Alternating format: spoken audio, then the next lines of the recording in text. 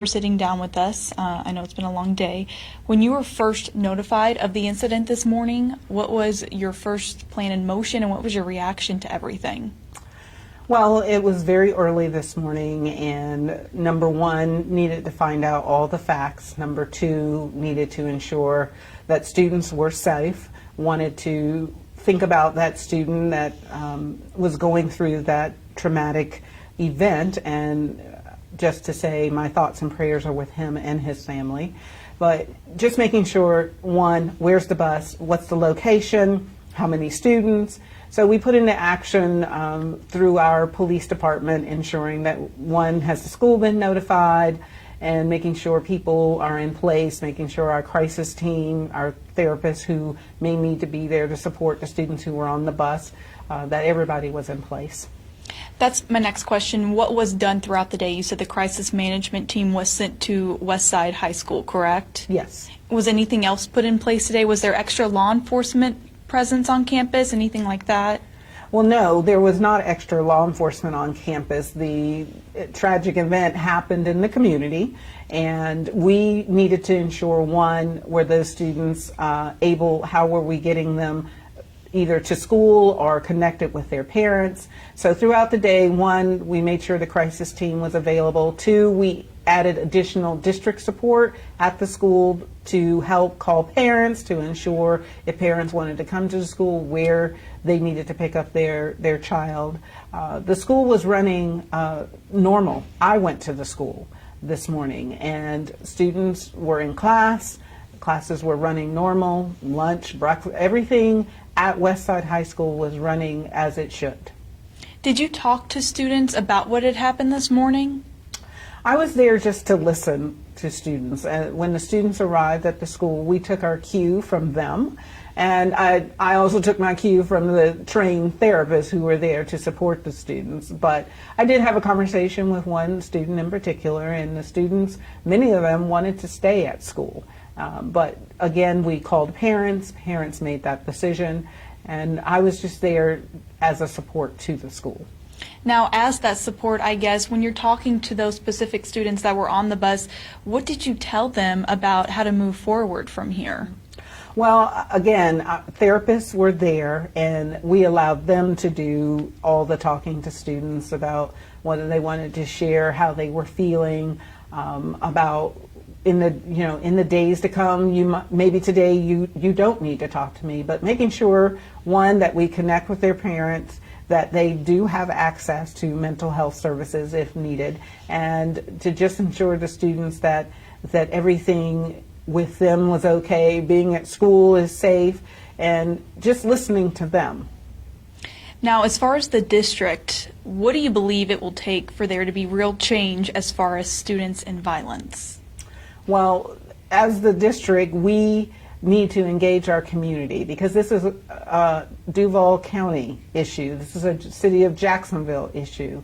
This is everyone. This isn't something that the school district, we just implement a program and things will be resolved. It's going to take support from everyone, from the mayor's office to JSO to Duval County school system, all, and just the community at large, coming together to find solutions that will engage our young people in positive activities. Now, unfortunately, this isn't the only act of violence that we've seen recently. Have you experienced this much violence in your time working with the district? Well, I've been in education for over 30 years, and this is my second school district of being superintendent. And unfortunately, this isn't just a city of Jacksonville issue. This is a national issue. So this isn't my first time engaged with young people being engaged in violence. And in Manatee, we've had students that died from senseless violence. It is just a part of our society that we will have to continue to engage our communities and continue to look for solutions to support our young people. Now, going back to what the district can do, are there any specific things that you guys can do as far as maybe clear backpacks or added security? Is there anything like talks of that in the works? Well, we are going through our high school assessment. Director Edwards and myself, we've toured, we've got one more high school to take a tour. We feel that we have some solutions that we want to put in place that will continue to support our schools. We are very proactive as a school district. Our schools we have our own police department. We have security guards in all of our high schools.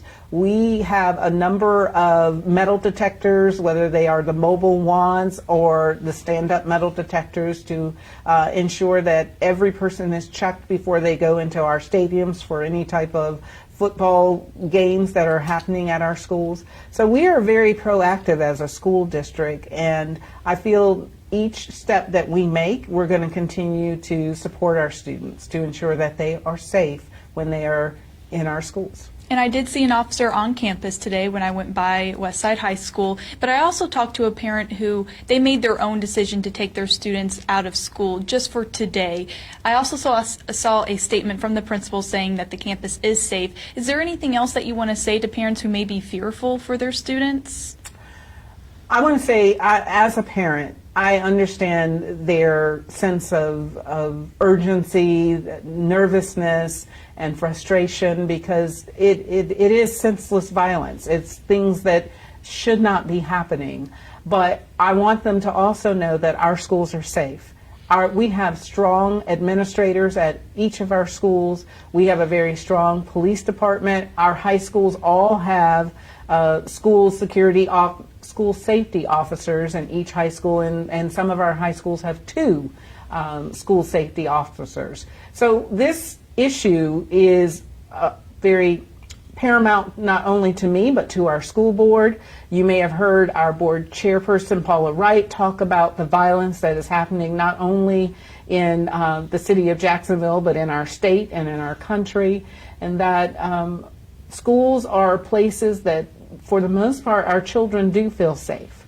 We have to continue to work with our community so that they feel safe, whether they're at home, whether they're in the community at their faith-based location, and when they're on their way to school and when they're leaving school. So we're just going to continue to work hard and try to close any area of weakness we may have for our students to be safe on our campuses. Absolutely. And one thing back to that incident this morning, I guess, was protocol followed by this bus driver?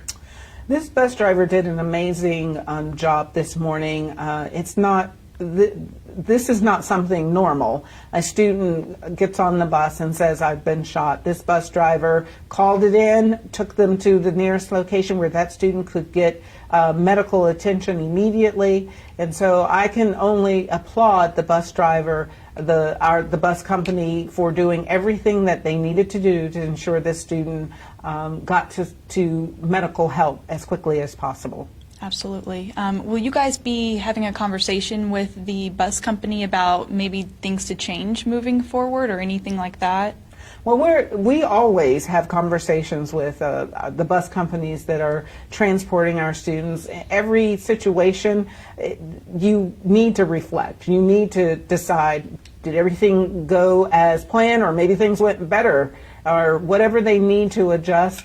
We are highly confident in our district team and the companies that we work with that those issues will be discussed. But again, I want to applaud that bus driver for doing everything that she was supposed to do and getting that student to medical attention as quickly as possible. Absolutely. And going back to what Chairman Wright said earlier this morning, one thing that we talked to her about was the threat assessment team, knowing that this is a team that will look out for maybe threatening behavior. What are your thoughts on this threat assessment team? Well, it's an opportunity to train our personnel to look for signs of students who may be struggling and need mental health services, but at the same time they are there to look at all areas of the school to ensure that we are doing everything possible to ensure that our structure, our facilities are places that are safe for all students and that learning can happen in a safe learning environment.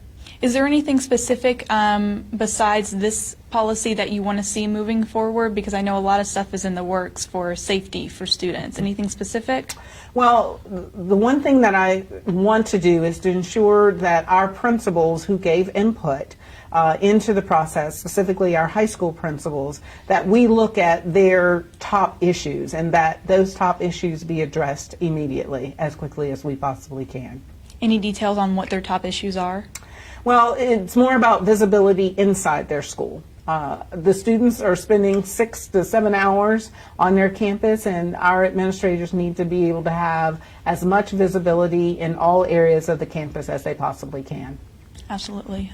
Anything else you want to say about school safety? No. Another question that you told me to remind you about. Okay. Let It me. was on another matter. Yes, that was when I was going to get to dealing with a Landon Middle School teacher accused of soliciting sexual explicit photos to or from minors. Did you have any comment on that? It's currently under investigation, and that teacher is not on our campus, and that teacher does not represent the thousands of wonderful teachers that we have working in our schools each and every day. It is not a situation that, fortunately, we encounter often, but once the investigation is done, the appropriate actions that need to be had, we will do. Okay. Thank you. Thank you. I'm going to get a two-shot now. I'm Okay. sure you're aware of those by now.